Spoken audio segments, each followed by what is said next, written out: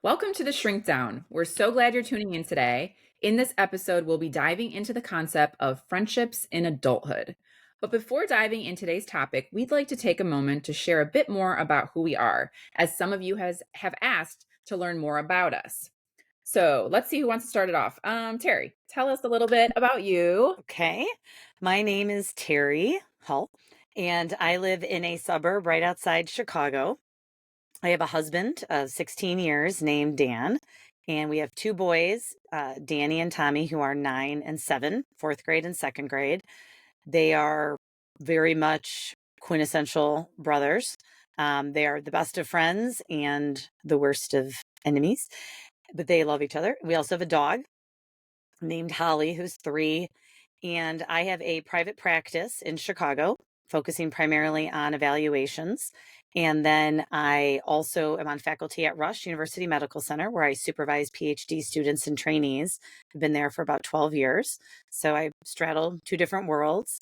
And in my spare time, I like to take my dog on walks, hang out with friends, read. I like to read. Oh, and listen to podcasts. I listen to a lot of podcasts because that goes with the dog walking. And yeah, I think that's it. Anything else about me that I'm leaving out? I don't I think think you so. got it all. Yeah. You got it all. Sounds like you. All right. How about you, Lauren? Well, I've kind of got a similar trajectory as Terry. So I'm in a suburb in Michigan. I live in Brighton, Michigan, with my husband Tim and my two boys, Sam and Jack. Sam is 11 and in fifth grade, and Jack is 9 and in fourth grade. Let's see, Tim and I have been married 13 years. So we're kind of right behind you guys in that. And then I have a private practice. I went from the hospital world. I started off my career at Beaumont Children's Hospital here in Michigan and transitioned into private practice. So I have a private practice also in Brighton and focus on child, adolescent, and adult evaluations mainly. I sprinkle in a little bit of therapy as well, but sort of my passion is evaluations. And let's see, spare time. It doesn't feel like we have a lot of that lately with the ages and Absolutely. stages our kids are at, but we do actually really enjoy watching our kids play sports. We are all into golf as a family, so we do that a lot as a family activity. Watching sports on the weekends as well. We're having some good actual sports to watch between the Lions and the Tigers here in Michigan, so it's a good time for us. I think that's it. What about you, Wilhelmina? Yes, I, like Terry, I'm Wilhelmina.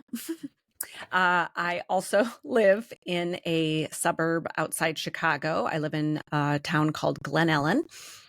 I am married. My husband and I just celebrated our 19th wedding anniversary. And we have two kiddos. Maddie is 12. She just started sixth grade, so transitioned to middle school, which has been exciting. A treat. Yes. You get the last pleasure night, of having a middle schooler. We're starting to see that mood, the teen angsty mood creep up. And then we've got Griffin. He is 9 and in fourth grade. I have a private practice in Oak Brook. It is my own private practice that I actually just in the last couple of years expanded. So it was just me, and then I expanded to include more clinicians. I specialize in eating disorders. And then after becoming a mom, I really became interested in helping moms navigate parenthood and kind of all the things that come up in parenthood. So I have a lot of moms that find me because maybe they had struggled with an eating disorder, or maybe some of that was coming back. And so it was kind of a nice segue for me. When I am not working or doing all of the other mother parenting things, which, like Lauren said, feels like a lot. I love to read. I have my own book club here that Ladies of Literati, we call ourselves LOL. I don't know why I didn't know that's what it was called. Yeah, I don't know why I didn't know remember that. on our last trip. You were looking for something to take home to them, like a shirt or something. Yeah. And then this is not going to be a shock to anyone who's been listening to the podcast. I love all things movie. I always joke that if I hadn't been a psychologist, I would have been a film critic, because I like to watch them and talk about them, and I just dive deep. And in addition to that, I like to run, do yoga, um, friends, family, all the good stuff. So, yeah. What about you, Vanessa? So I am the only one who left the Midwest. I was born and raised in Chicago. I'm actually first generation American. My parents both immigrated. My dad's Brazilian, my mom's Mexican. So I'm actually trilingual. And that's actually come in handy with assessment. So that's been great. So I speak Portuguese and Spanish and English. I have been married for 10 years. So we had our 10-year today. My husband is Mark, and we have Oh, one daughter. today. Yes. 10 years. Uh, today? no, not today. In May. I said this year. Oh, in May. In May. Right. This year. No, it was in May. I have a daughter, Everly. She's 7.5, going on 18. I can't wait for the preteen years. And we also have a little fur baby, Lola. She's our dog. She's getting up there in age. She's our little old lady. And I also have a private practice. I'm actually a board certified pediatric neuropsychologist. So I specialized in neuropsychology. So for many years, I worked in academic medical centers, so children's hospitals. I did my training. I worked there for my first job, some in the Midwest, and then now on the East Coast where I live. I live in Maryland. And so for many years, I worked with children who presented with just various medical conditions. So brain injuries, epilepsy, congenital disorders, who are presenting with just various cognitive concerns. And then in 2019, I transitioned to private practice. And so I currently see children, so elementary school age, middle school, and then even adolescents and young adults who are presenting with just various neurodevelopmental disorders. So ADHD is a big one that I get, also learning differences. And then I get a lot of complex cases where maybe the person's been working with a therapist and they're trying to figure out, like, is this anxiety? Is this attention? Is this depression? So that's what I do for work currently. And then in my spare time, I'm also an avid reader, but I like fantasy fiction, which we all know. I've mentioned my favorite genre. I also really enjoy traveling. So we all get together. We've mentioned before, every year we go and travel somewhere. Usually we stay in the US, try a different city, although we've been on a cruise elsewhere. But I have another friend group where we travel internationally every year. And so we just came back from Colombia. We were in Cartagena. So we were trying to pick a different place. So we really love to travel. I love spending time with my family. So going back to Chicago and visiting everyone and friends. I also work out. I'm a big weight training person. I'm also a big nerd and I love Halloween. So it's coming up. So we are starting YouTube. Is it up yet? Our YouTube? Yes, it is. So It we is. now have YouTube. So if you want to see us and watch our episodes, you can come to YouTube. But I'm a big Halloween fan, so I have a sweatshirt on. So if you want to see it, you'll have to come over to YouTube and check us out. I love Halloween, but my favorite thing about it is costumes. So like I always get really into costumes. I've won a couple contests. Do you guys remember we went to our first Beetlejuice. Halloween together? I made a Beetlejuice contest and I Beetlejuice. won. So we won the contest. So that's like a big one of mine. So yes, that's what I like to do. Great. So now that we've shared a bit about ourselves, it's time to jump into the 4-minute faves. All right. Wilhelmina, why don't you start us off today? What are you loving and sharing today? So I just watched over the weekend a documentary called Will and Harper, which is going to be our jumping off point for our discussion today. It is about friendship. It's with Will Ferrell and Harper Steele. Harper Steele is basically, Will and Harper have been friends for 27 years. They started on SNL together. Mm-hmm. And Will Ferrell, so this was like early 90s. So when Will Ferrell started, then Harper, at that point, Andrew Steele, was a writer. And at the time, he was a writer for 13 years. 4 of those were when he was a head writer of SNL. So after they both left, they maintained their friendship over all of these years. And during COVID, Harper sent Will an email and said, I am going to be transitioning to be a woman. And so part of the things that Harper liked to do was like driving cross country.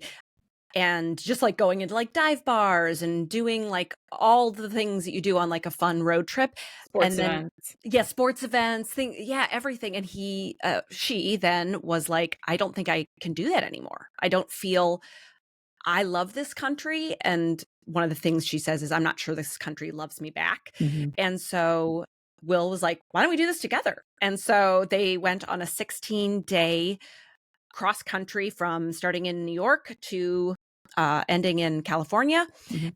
And it was such a delightful movie. It was a touching. It was touching. It was an ode to friendship and the way love, acceptance, how friendships change and evolve, and also how we show up for each other during kind of challenging times. It was also really funny. The two of them are just I they're can dynamic imagine. They together. were good. Yeah. It was so Yeah. funny. There was some really, really cute, funny moments.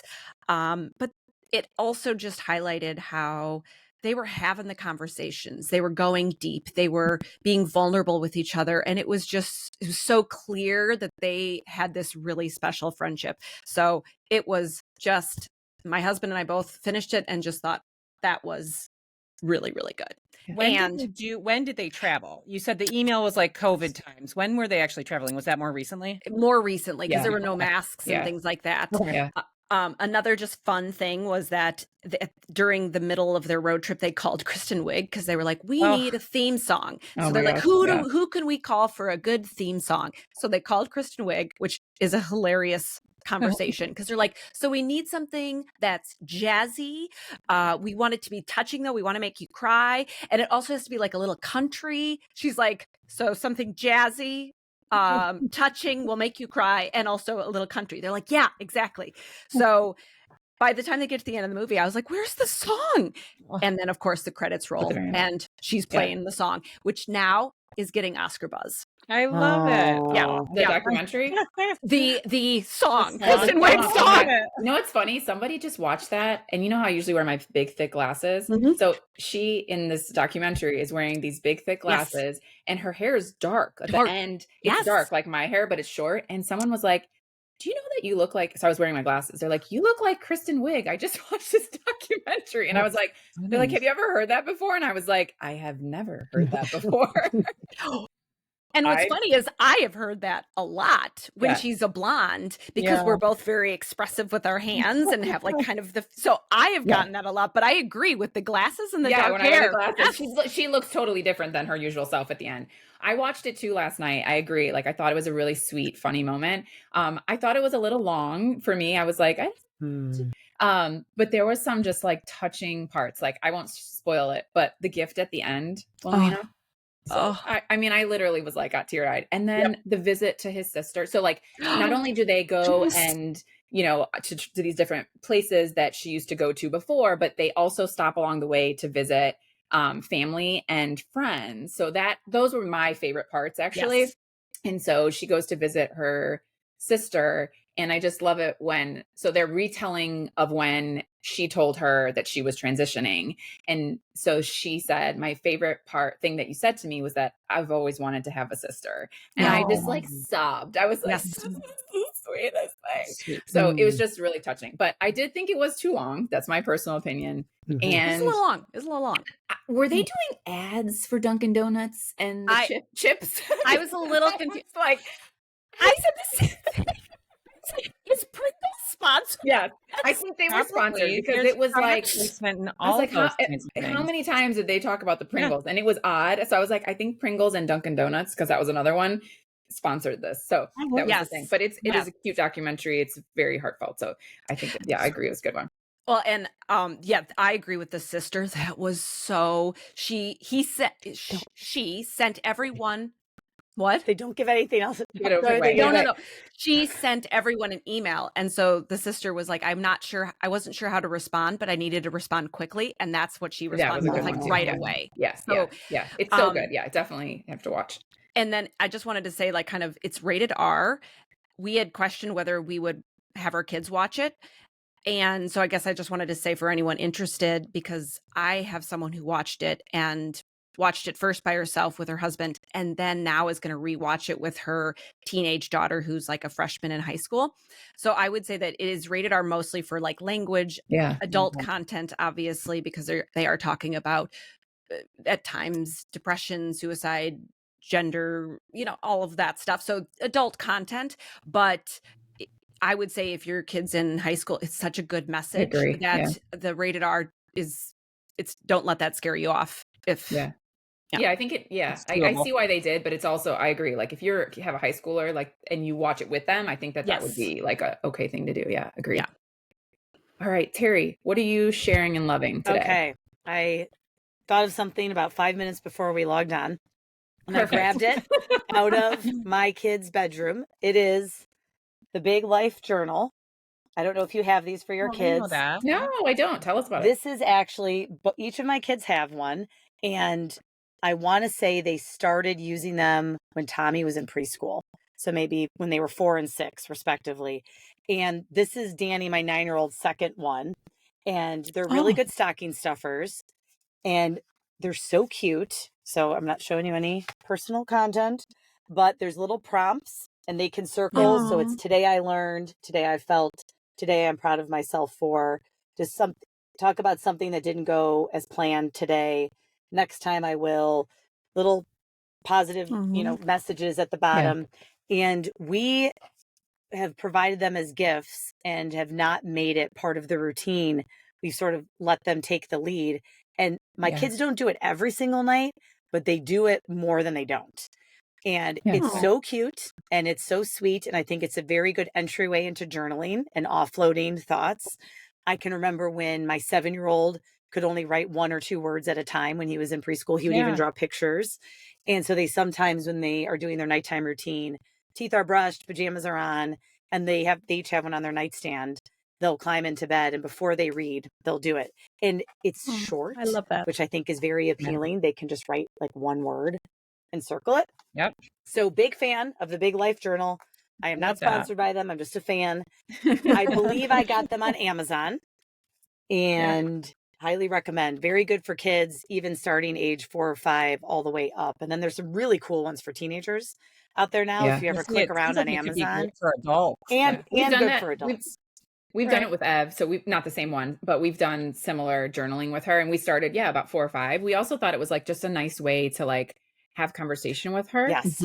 So like it's Yes. just a nice conversation starter. So like we haven't recently, but when she was a little bit younger, we'd have her do it before bedtime as part of our bedtime routine. But it was just a nice way for us to be able to like start conversations with her about things that were going on in her day or her life. So, and there was drawing in the beginning. She could just draw a picture of like, it would say like, draw how you feel, or, tell us how you feel, sort of thing. So, and same thing, like now she will kind of just pick it up when she wants to. We don't do it as part of our nighttime routine, but that's a great one. Yeah. All right, Lauren, what are you loving today? So this is something that I got, oh my gosh, a year ago, probably this week, because I think it was actually from Amazon Prime Days, but I just used it yesterday. The Bissell little green machine. Do you guys know it? No. So it's a spot cleaner for upholstery, carpets, rugs, things like that. Oh. It's like a little green machine. And it's great. I mean, I just used it yesterday because one of my kids walked in with mud on their shoes, and it just like got on the rug in a way that didn't come off right away, right? Oh gosh, it's compact. It's a You machine. can get it. It's a little machine. Yep, you plug it in. So it's like a mini vacuum? It's not, no. So it has like a solution, but it's not like a full-on carpet cleaner. Gotcha. Oh, So I it's need spot one of cleaner. these. Our dog. I do It's too. great for upholstery. We've used it on a couple of lighter, I'm like looking at a couch in the background, a couple of lighter upholstery furniture. But rugs especially, like just a little spot cleaner. It's super easy to use and super easy to pull out and like store in your laundry room. It doesn't take up a lot of space. So I just happened to think of it yesterday, and it's probably a good one for people to keep in mind for Prime Days. holidays coming up, Yeah. Prime Sale. Days. Prime Days start tomorrow. I think it's Yeah, Circle 10, 8, Days 9. this week also, like, right? So there's all of these different sales going on, but it's a great one. Highly recommend. Cool. Vanessa, you started to tell us, I think, about your 4-minute fave. I did. So I'm going to actually tell you about, so today I'm going to share a hack. So this is something that I do when I'm shopping, and I don't want to spend as much as the item is. So I follow a lot of influencers who have boutiques and just kind of like boutiques online. And a lot of times they'll have really cute things. And so they're often expensive, and or they'll have like you have to spend 100 to like ship. So I will often look at these boutiques, and if I see something I like, I'll then go to Amazon Yep. and I will type in a description of whatever it is to see if I can find it cheaper. Mhm. And then if I can't, then I'll also just Google, and sometimes like Etsy will have these things or whatever. So I try to find like the same thing at a cheaper option, which I often find. So a good example would be my sweatshirt today. So this sweatshirt with the dancing cowboy So skeletons, I cute. like it. I Love really it. loved it. And I was like, oh, this would be so fun for Halloween. But so I found it on this boutique and it was $65. And I was like, I don't want to spend $65 on a sweatshirt I'm going to wear for a With month cowboy skeletons on it. with cowboy skeletons. Exactly. So content and cost. And then then they wanted me to spend 100 to get free shipping. So then I was like, well, then I have to buy more stuff that I don't need right now. So I went to Amazon and I typed in cowboy skeleton sweatshirt. Yes. And guess how much I paid for it? How much? $25. Oh Love my it. It was gosh. $25. It's the same exact sweatshirt. And then, of course, it's Amazon, so it was free. So I paid Yeah. $25 for my dancing skeleton cowboys. So I do this all the time. Love it. I cannot tell you how many times I've gotten like an awesome deal on something that was selling at a boutique for like way more than like Amazon has it. Now, sometimes the quality is like meh, so it's probably not the same. But more Right. times than not, I can find the same exact thing for less on Amazon or even like Walmart or like I was going to just a say, quick do you Google know what search. I will use is I'll take a screenshot of the expensive item and use Google Lens. Because they'll they'll search for it. find any site that has it. So not just Amazon. Yeah. I mean, and if it's on Amazon, they'll link it. But Google Lens gives you all the places that have the item. Oh, Not that's a that we good don't idea. support small businesses, but it is Exactly. Like, No. it is super I'm not helpful. trying to not. And like I said, sometimes I go to actually find it cheaper on Etsy, which are small Yeah, businesses. yeah. They're like Which is selling the small same business, thing. right. So Yes. yeah. So I do support. But when I find something like this that I don't really need, that I just Right. Yeah. want, like Yeah. it's kind of fun, then I try to find it cheaper. So that's I my love hack that. for today. And if you're following us on Instagram, you may notice that we are sharing the links to all of our faves, if there is a link. So I will share a link of my skeleton sweatshirt for anybody who Yes. is wanting dancing cowboys.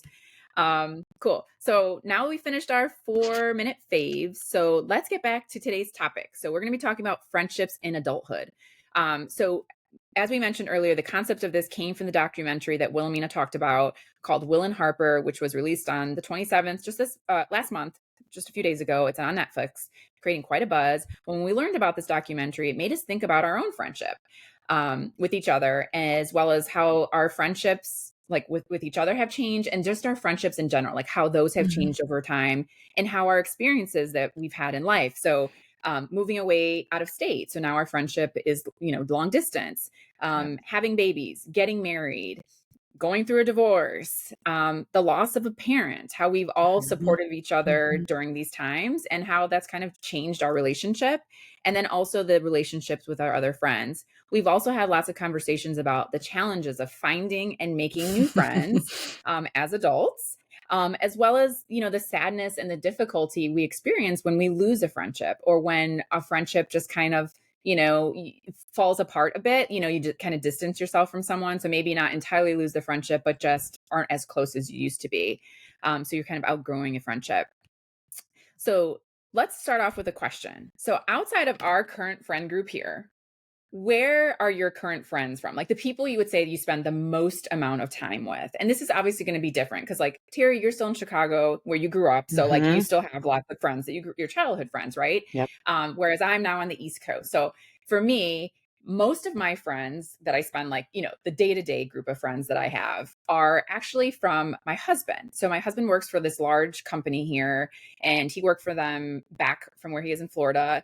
And a lot of people kind of migrated to Maryland where we live because this is where the company is based from. So as you kind of moved up in the company, this is where you come. So a lot of his friends from Florida have actually moved here.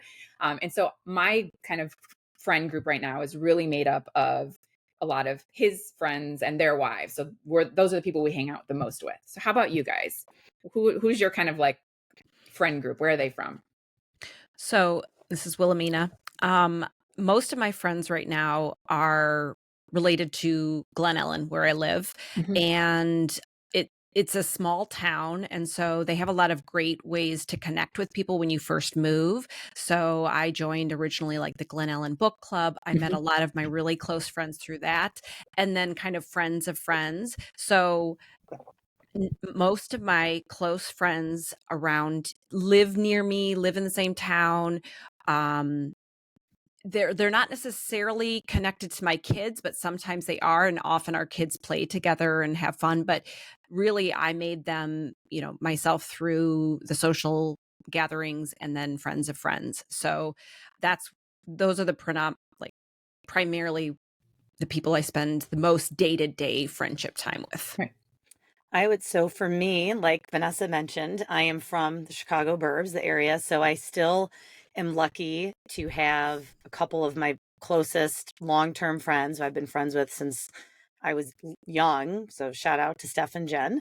And then currently, I do hang with Wilhelmina sometimes. Yes, Our I was gonna say that. our two I was like, our and two Terry. sons, our two sons are buddies, which is kind of cool. That worked out.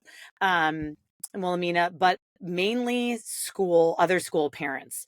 So my kids go to a small private school. It's a tight knit community, and we're in a larger suburb. We live in Oak Park. So there is a ton of schools, both private and public, in the area. So the neighborhood we live in is pretty tight knit, as well as the school community. So it's a lot of parents of my kids' friends or other school parents.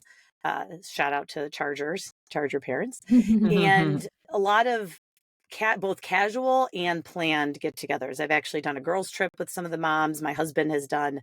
They have a second guys' trip coming up in December with the dads.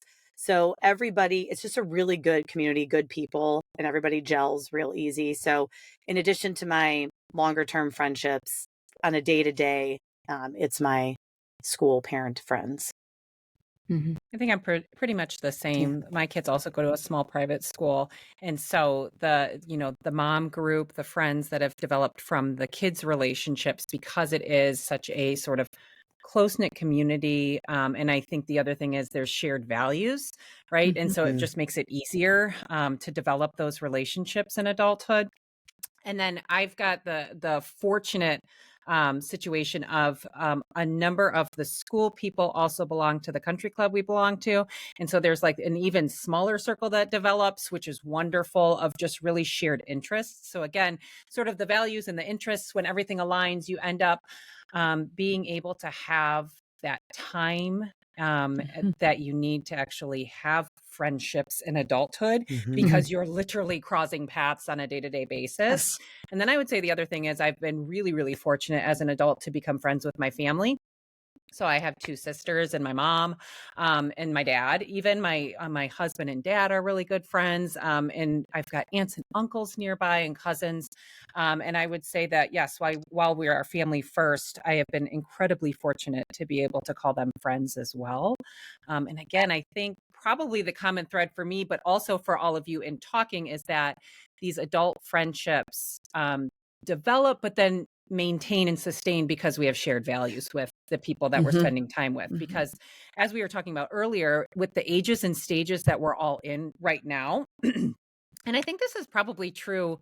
I don't know, it'd be interesting to ask some of our parents, like older generations and things like that. But I think it's probably true just as you go through adulthood, that the relationships become, more meaningful, but you also have perhaps less opportunity and time to spend. 100%. And so you have to have those crossovers, those shared values to be able to make it meaningful and worthwhile.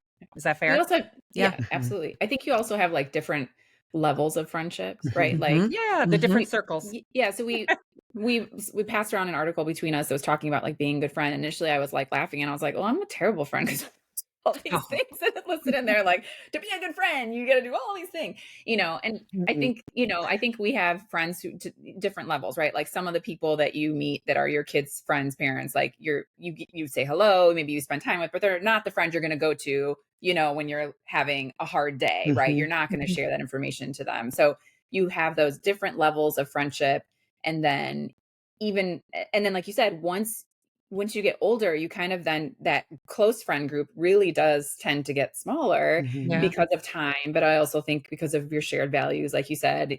And I think I don't know, at least for me, I feel like I have less tolerance for nonsense as I've gotten older. Mhm. Mhm. Mhm. You just have less tolerance for Mhm. like people who may not share the same values as you or who don't value your friendship the way you want the friendship to be valued. So that circle does get smaller. But I think it's okay to have those different types of friendships. Of And Absolutely. course. yeah, Yeah. And to piggyback on shared values and friendships, I think there is the component of expectations. Something Mhm. that mhm, I've Mhm. encountered with some historical friendships, where as people progress and mature and get older and have different life events, if it's marriage and kids and where you live and career paths, etc., people's expectations change.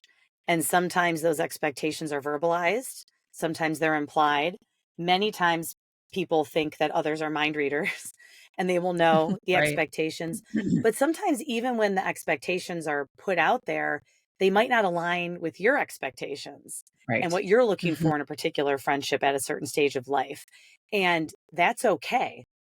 Something that I Right. encountered personally is that a person had a certain set of expectations, which they were entitled to. Those are completely valid. And at the same time, those were not expectations or values for the friendship that I shared. And I'm also Right. entitled to hold those. Mhm. And Mhm. sometimes those being held simultaneously are compatible in to some Right. degree. And sometimes they're very incompatible. And Yeah. it's just what it is. And I think that is somewhat of a natural progression of certain types of friendships and relationships that happens over time. And it's probably more of an organic process than we even realize, that Mhm. Yeah. expectations can shift. But it's hard because I think one person might hold one set and the other person holds another set of Yeah. expectations and values. And maybe for many years they were compatible, and then things might change over time. Well, I think what you're also talking about is having the conversations. Communication. A lot Yeah. of, yeah, I listened to this, it wasn't a podcast, it was an NPR segment on friendship. And they were talking about how it's so normal for friendships to change, especially Right. long-term friendships. Yep. And they were talking about this like relationship triangle where you have like vulnerability, consistency, and positivity of friendship. And sort of like if something's off, it might be one Yeah. of those. Mhm. Mm. And if it's off, it's fine, but you probably need to talk about it.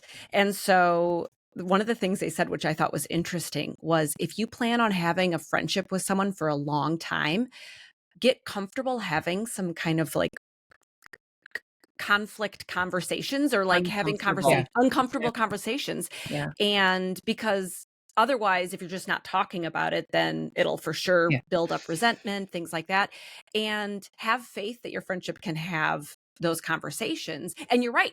Like Terry, sometimes that conversation would be like, this The isn't going end. to work Yeah. right now. Yeah. Yeah. Like Right. this is Yeah. the end. Yeah. Um, and I will say that I have had more of those conversations recently in the last couple of years with friendships where there's been misunderstandings, or I had a friend recently come up and say, like, I feel like things are like off with us. And were were they hard conversations? Absolutely. But I came out of them, and I think we came out of them as friends, like stronger because we actually cared enough to have the tough conversations. Yeah. And I Right. think we don't ever talk about conflict with friends. We talk about conflict with your spouse, you talk about conflict with your family, but you don't talk about conflict with friends. At And so this I age. sometimes think yes, at this age. Yeah. And Right. people I think Yeah. thinks yes, teenagers conflict all the Yeah. time, right? But There's like this idea that friendship means there is no, because you're right, friends, there is no It's conflict. right. easy. Right. It's supposed And that's supposed to not be correct. easy. Yeah. Right. But Yeah. the friendships that are the most significant to us, the ones that we value, are the ones that we share that vulnerability and that Mhm. intimacy, Yeah. and the ones that we're going to have the conflict with. And that's okay. And Right. that's Yeah. normal. And Right. conflict doesn't necessarily need to be like an argument, right? Like when we No, say No. conflict. So no. I It can just think means that of you're not gelling. something is Mhm. right. So Yeah. I will give us a great example. I have a friend that I made here. We've now been friends for, oh my gosh, over 10 years. I love her. There was something that she was requiring her friends to do because it was something that meant a lot to her, but it made me feel uncomfortable. And I kept doing it because I knew this made her feel good. But it was making me uncomfortable. And I finally was like, if we're such good friends, I should be able to go to this person and say, I don't feel comfortable doing this. And so I brought it up and I was like, look, I totally know where this is coming from. I know this means a lot to you, but this makes me feel uncomfortable. This is my kind of view on this. And I'm so glad I did, because she was like, oh my gosh, I don't want anyone to feel that way. Right. Okay, that's great. And then I was like, good. But I had other people in my life who were like, I can't believe that you said something, that's so mean, because it wasn't like a big deal, but it was making me uncomfortable. And so she and I talked it out, and I was like, well, I'm so glad I did, because she was so understanding. And then now we're both like, we're good. Like, it wasn't a big deal, but I did have people in my life who were like, you're mean. Can't you just do it because it makes them feel good? And I'm like, I'm supposed to do something that makes them feel good, but I feel like it's not making me feel good. So you can't do that, because then the resentment will start. At some point, I'm sure I would have been like, what? I don't want it, like that resentment. And that would have had a negative impact on our relationship. So it doesn't even have to be a conflict. It could just be something small that isn't something you want. And you should be able to say, hey, how can we come up with like a solution to this? Which she and I did. So like we found a way to kind of, where we both feel good about this interaction that we have. Well, and I think to your point, it's going to come out. Yes. Yes. I was going to say conflict. I'm saying conflict. And really what I mean is the difficult conversations and bringing things up when you are feeling it, and just talking about it as opposed to like letting it fester. Yes, and I think that conflict can be the internal conflict of that feeling ick, or the uncomfortable discussion that you might have to have. So yeah, conflict is a very broad. It doesn't mean you guys are like actively fighting or duking it out. And to parallel that, Vanessa touched on this where she said, time is precious, and there's only so much spare time we have. There's only so much leisure time we have. And you better want to be with the person you want to be with and doing the activity you want to do. Yeah. And I have become, I've always been relatively transparent, I think, with my friends. You guys can probably vouch for that. I think I become even more so, where I'll say, I don't want to do that. I don't want to do that. So what if we go do this instead? Or you want to meet for dinner? What about lunch? Because I looked at my schedule, and there really isn't any good evenings in the next 3 weeks that work for me. So we can keep looking past that, or because you guys know, planning, even Wilhelmina and I planning to grab lunch together quickly. Months ahead of time. Months. It's months. We plan our plan our girls trips almost a year in advance. Right? I mean, this podcast. Oh yeah. Yes. Months. It was months in the planning before anyone heard us be published. To have schedules align for women who have school-age children and careers is very challenging. Once you throw in TME, time, money, energy. All of those are limited, and you have to figure out where you're which putting. one you're going to let vary. Yes. Yep. Right. Yeah. Terry, you brought up a good thing about how you're like, how I am, like, I'm just going to say it like it is. And I just had a conversation with my friend who came in town this weekend, and she was telling me about another friend said to her, you're not my friend that I go to when I need like warm and fuzzy. Like, you're my friend that I go to when I need like, okay, give it to me like how it is. And I laughed and I said, well, I agree with her. That is the friend that you are, and I thought about myself and I said, I think I'm kind of like that too.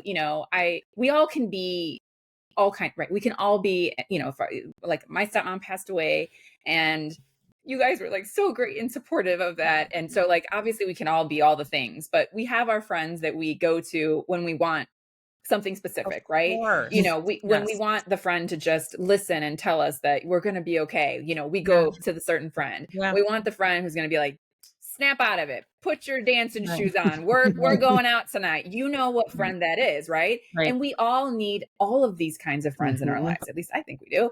We need the friend who's gonna, just snuggle and hug us and cuddle us and tell us, everything's gonna be okay. And we need those other friends who are gonna, we know those are the friends we're gonna call. And we're like, I got a body to bury. They're like, let's do it. I know. I have those friends. I have those friends. Yeah. I know. So like, so who I'm gonna call. So I think it's also about knowing, playing different roles. Your friends playing different important roles in your life. Knowing who to go for what can also help with some of avoiding that conflict, right? You can't keep going to a friend who can't give you what you're What you need. looking for if that's not who they are. Yeah. So being respectful of, not just your time, but also knowing what friends can give you what you need is also really important. And I also don't think it has to be like an end point if Mhm. that person in your life at that time is not that person. You can just move them to an outer circle. I Yes. don't know if it was in Mhm. graduate school or if it was something that I learned along the way from a mentor or something like that. But the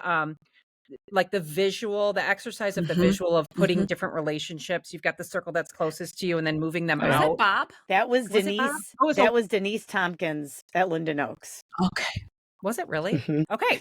Well, it was a wonderful Oh, I've learned it visual. too. So I yeah. was going to Just- say, you could have told me it was somebody from graduate school also, but it's a great visual and I still use it all the time in my Me practice too. for both family and friends, because I think the conversation was related to family relationships and how sometimes family isn't your closest circle, and that's okay. You Mhm. can put them out here, and I Mhm. think any relationship can work the same way. And Mhm. there's reasons and seasons where some people are going to be like this. Absolutely. Yeah. You're Yes. texting all the time, or you're calling them, or you're meeting with them because you're in this stage, and so you would put them in your number one circle. And Yeah. there's some people that you don't necessarily have conflict with, but they're just in that 3 or Yeah. 4, right?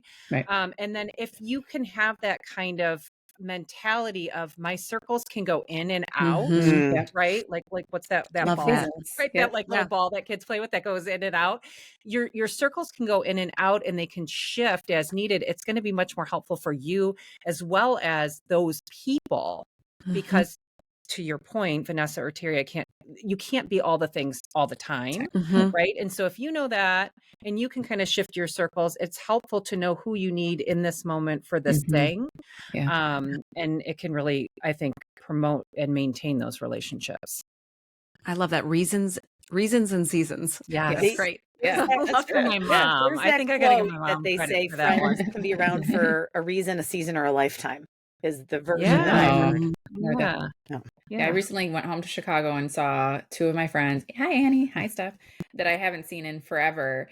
And, it's just, when you have a really good friendship, it's because like you've not seen these people in forever. Mhm. Mhm. And there's no like, you didn't text, I didn't text. Like, it's all Picks good. right And back you up. just Yes. pick Yep. up and you're like, hey, how's life? What are you doing? How's it going? And Yep. I love those friendships, and having moved a ton, just through internship, fellowship, and then now that I live on the East Coast, like I have friends kind of all over the place, and those are some of my favorite friendships. The ones that I know, Mhm. like I don't have to text you every day, Yep. I don't have to call you every day, and if I do need, if there's something that comes up, and I know that I can call you or text you, and you're gonna, it's not gonna be like, oh, I haven't heard from you, it's just Right. like, Well, cool, how what do you need? Or we go on. talked in 3 years. Right. Right. Yeah. None of Oh, that. good. So, You're like, yeah. counting. Yeah. Oh, wonderful. Like, well, this friendship is done. No. Well, we're not. And I'm out. Yeah. But yeah, I mean, I think we've all, like, I don't know if I can think of any like major, like not in my adulthood, or like major kind of like, oh, this is kind of thing. And I know it happens. But I definitely have people that like I don't, that I'm not close to, and I'm okay with And that's that. Like okay. like Yeah. I just, and I don't think it will ever come back. I don't think Right. they'll ever be the person where I'm texting, like, hey, I'm in town, sort of thing. Yep. And I think that's okay. That's just part of life. It's part of the I live in the evolution. town I live in the town I went to high school in. And because it's a small community, and because I, like the school as well as the club that we belong to, I cross paths with people I was friends with in high school. Like day-to-day friends, and spent time with, and it is like they are in a different stage of Mhm. life and Mhm. than I am, and it's super friendly, and it's not like a conflict. It's Yeah. just like like you're over here, you're out in this side of the circle. So Yeah. it's all That may good. change. Yeah. Any other thoughts on today's topic? I think you guys are those friends, right? That we can pick back up the second we see each Oh. other at the airport every year, right? Absolutely. Although we do, I feel 100%. like I feel like we're a little bit of a, because we do, We're day-to-day friends though too. we're day-to-day right? friends, because Yeah. we're on the thread together, Yeah. and we're always Yeah. talking to each other. Yeah. There's a lot of Yeah, time. I always talk about the like, who do you have pinned on your phone? Uh-huh. And it's funny because I feel like you have like different kinds of people. So I have people that are like, I have one person pinned. I'm like, I don't have enough places to put pins. But you guys are like always right at the top. we call ourselves the Dark Force. And so like the Dark Force Dark thread. Force. The Dark Force. My- woo! My kids always laugh when the texts start going in the car because my phone's connected to the car. So trust me, I turn them off. But when they start going, they're like, "Oh, your friends are texting. Mhm. Yeah, Dark What's Force. going on?" Right? Mhm. It's either you guys or the moms group from school, and so yeah, they enjoy seeing that. So yes, we are that day-to-day conversation. Can I just share, because Terry just reminded me of when she did her hand gesture, that this funny story of with the four of us. How long ago was this? We got the temporary tattoo. How long ago was this? Oh, So that was Key That's West. Key West. Key West. Okay, so years ago. But one on the last didn't night do it. there, Lauren did not do it. But I think it's coming off tomorrow. she was there. She was there with us. I was there. I And- watched. I took pictures. And we decided, let's get temporary tattoos of DF for Dark Force. And it was We'll have to last share night. that story another time, but there's a reason why we call ourselves Yeah. the Dark Force. Yes. Oh, But that's right. Yeah. we got him on our neck and we were like, ha, ha, ha. We just like were joking. We were sending pictures to our family, like, haha, we got a tattoo. And then I came home and my one friend was like, you know what DF means, right? And I was like, yeah, Dark Force. She's like, it also means something else. And then she told me, and I'm not going to We'll say leave what it. it is. We're just going to leave it. But then I was like, well, now I just have to wear my handkerchief until this. Yeah. Otherwise, I'm at the gym with this just huge thing on my neck. I was like, oh, maybe we have to think of a different lettering for our Logo. Yes. All right. Another story Anyway. for another day. Yes. Yes, another day. Thank you for joining us today. Please join us next time and for the shrink down.